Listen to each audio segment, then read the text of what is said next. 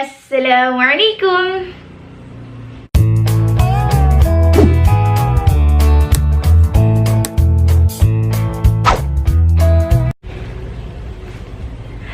Nah, kawan-kawan, di video kali ini Firda akan membahas 3 informasi mengenai bau badan. Yang pertama, apa itu bau badan? Yang kedua, penyebab bau badan. Dan yang ketiga, tips mengatasi bau badan. Banyak yang menduga bahwa bau badan berasal dari keringat.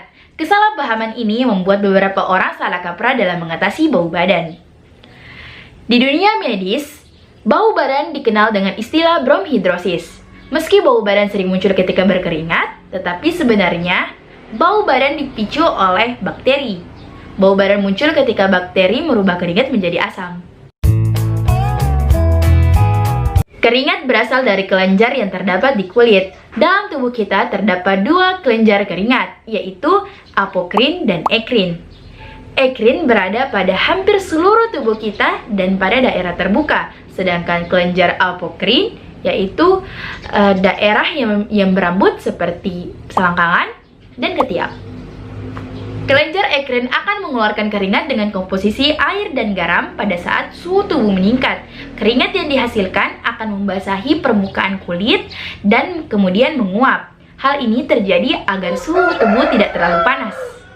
Berbeda dengan kelenjar ekrin yang mengeluarkan keringat dengan komposisi air dan garam, kelenjar apokrin mengeluarkan keringat berupa cairan seperti susu. Cairan ini dikeluarkan oleh kelenjar apokrin saat seseorang sedang mengalami stres. Jadi kemungkinan besar kita mengalami bau badan karena pemicunya adalah stres. Kemudian ketika keringat dan bakteri berpadu menjadi satu,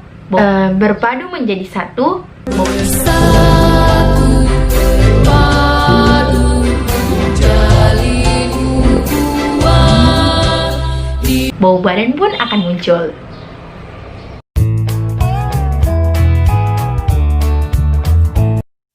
Hai guys, this is my story. Dan ini adalah gue. Yang ini, bukan yang itu. Gue gak punya teman, apa-apa selalu sendiri. Berangkat sekolah sendiri, di kantin sendiri. Ya, main juga sendirian. Kadang gue suka bingung.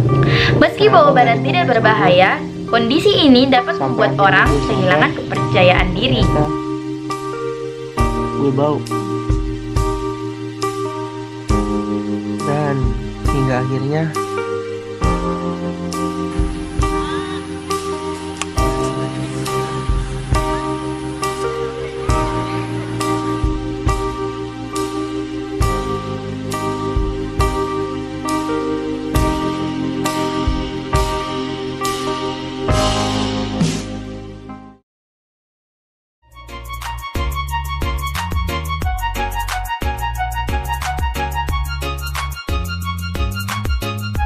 dan berikut beberapa tips yang bisa Anda gunakan untuk mengembalikan kepercayaan diri Anda lagi. dan sekarang gue wangi. DJ, lagunya yang enak dong.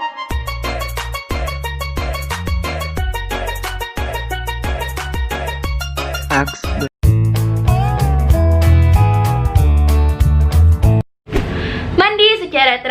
Mandi secara teratur minimal 2 kali dalam sehari adalah cara yang paling mudah untuk mengatasi bau badan. Saat mandi, pada daerah yang kerap berkeringat dan munculkan bau badan, pastikan telah dibilas dengan bersih. Menggunakan sabun antibakteri. Sabun dengan kemasan yang berlabelkan antibakteri dapat dijadikan pilihan karena sabun ini dapat dapat mengendalikan beberapa bakteri yang menyebabkan bau badan sehingga bau badan dapat berkurang.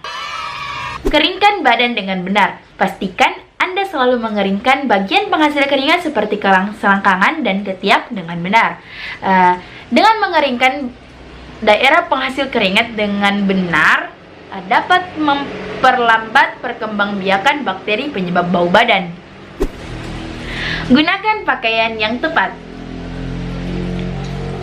Pakaian dengan bahan yang nyaman dan tidak membuat gerah dapat mengurangi potensi keringat berlebih, yang pada akhirnya dapat menimbulkan bau badan. Jangan hanya pakaian aja nih kawan, tapi kaos kaki juga harus selalu diganti. Ingat, supaya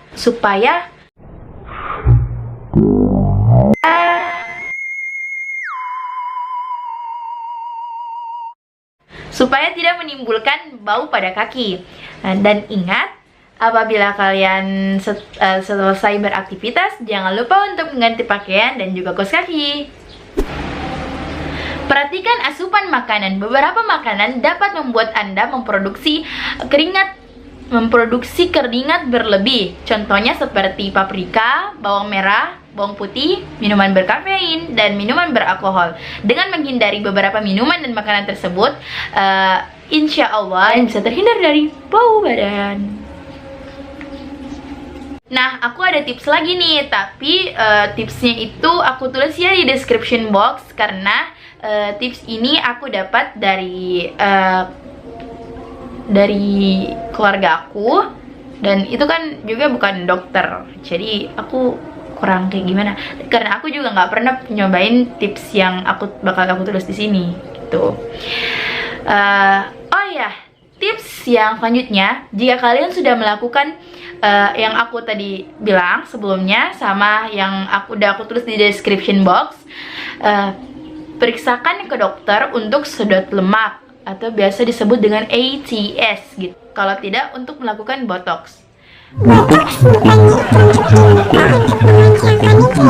Ya, itu benar banget. Ya, botox yang itu. Tapi kan nggak mungkin kalau ketiaknya dikencengin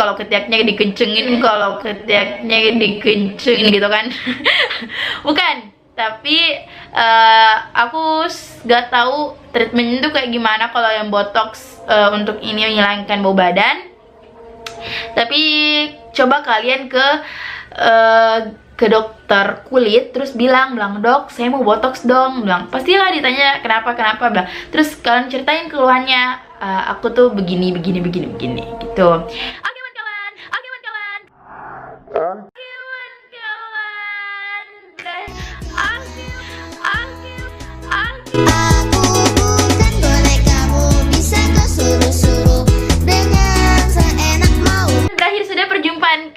Kita di video kali ini, semoga yang aku sampaikan kepada kalian tuh bermanfaat, dan jangan lupa diaplikasikan di kehidupan sehari-hari bagi kalian yang membutuhkan tips-tips ini ya.